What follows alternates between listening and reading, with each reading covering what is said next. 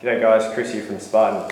I've been asked to do a video on how to build knee endurance, especially for long distance running or running over rough terrain. And so I had a bit of think about it and I've come up with a really good exercise. I didn't make it up myself, but this is an exercise that I'd recommend to a lot of people who are interested in the above, doing some long distance running. Now, you can do this exercise with almost anything, so I'm going to demonstrate it to you today using 3 different implements.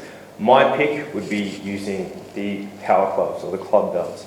Now this exercise, I describe it as a knee dip or a weighted knee dip. We'll have a look first up using the power clubs.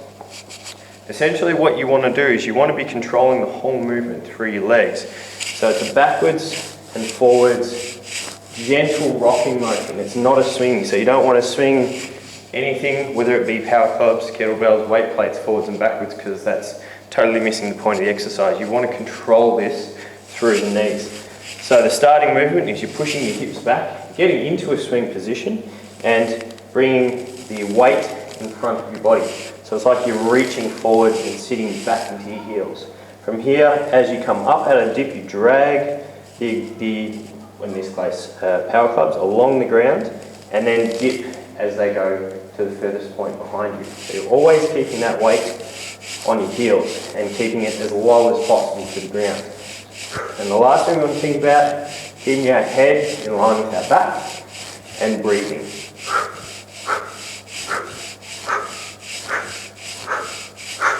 So you can see through this exercise, man that's tough.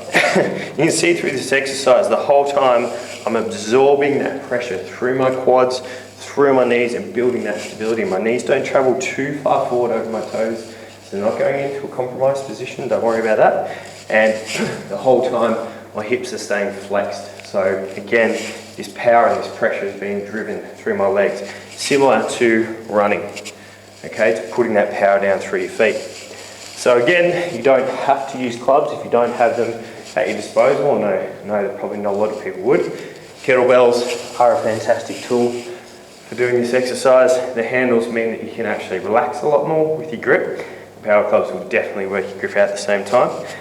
You don't need to hang them as low because they're a shorter implement. But again, the same principles apply.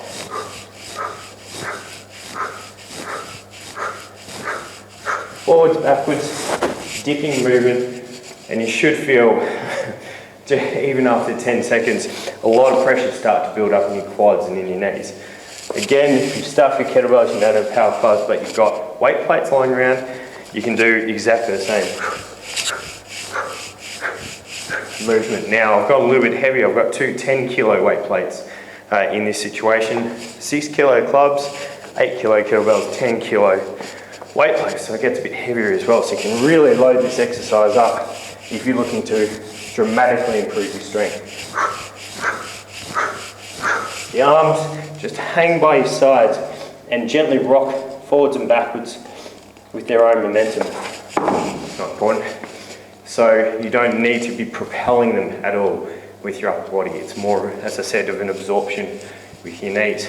Now, that is a fantastic exercise. You can see that I'm actually working pretty hard already. So I'd start doing about 30 seconds of work and then having almost up to 30 seconds rest in between sets if you're starting out, and then cut that rest right down to 10 or 5 seconds and then start building the endurance, 30 seconds, 40 seconds, 50 seconds, up to a minute, up to 2 minutes, whatever you can handle at that point, and then think about probably going a bit heavier.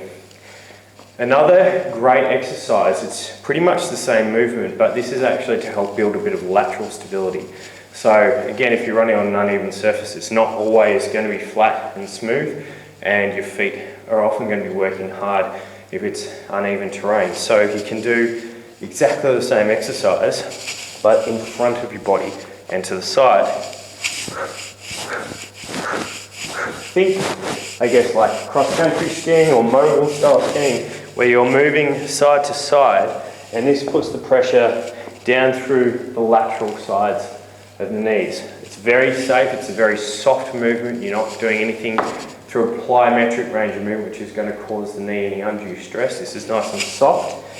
And the great thing about this one is it absolutely smashes your core at the same time. When you go deep into that low position, you get so much build up in the lower abdominal wall. It's very, very difficult. So you may not last as long going side to side, especially once you start to go heavier.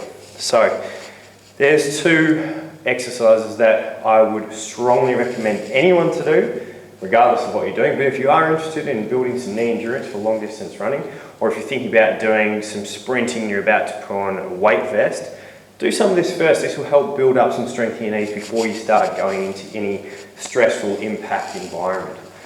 If you've got any questions on any sort of training or exercise that you'd like to know about, or you'd like to find out where you can get this equipment from, check out all that information at www.kettlebells.nu.